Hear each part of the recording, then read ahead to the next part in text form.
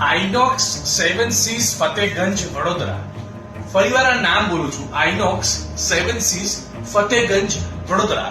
આઇનોક્સ નામનું એક થિયેટર સાહેબ બપોરનો શો વડોદરામાં કોઈ ગુજરાતી ફિલ્મનો ભરાતો નથી આવી આશા સાથે ગુજરાતી ફિલ્મનો શો રાખવામાં આવેલો અને show seat to seat housefull હતો અને એ લોકોએ એસી બંધ કરી દીધેલું.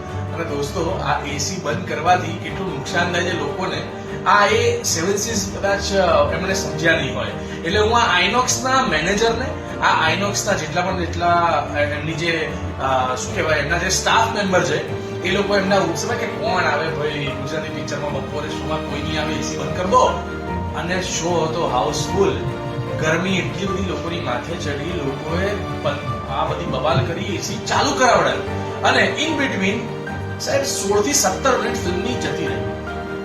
હવે આ ગુજરાતીનો પાવરની વાત તમને કરું ને તો 16-17 મિનિટ જે છે ને એ કોઈ છોડે નહીં દોસ્ત. શરૂઆતથી ફિલ્મ જોવાનું લોકોએ મન બનાવેલું એટલે બધા જ લોકોએ શો રોકાવાયો પાછો અને ફરીથી ફૂલ પરફેક્ટ એસીમાં શોને ચાલુ કરવામાં આવ્યો અને એ શો આખો હાઉસફુલ હતો.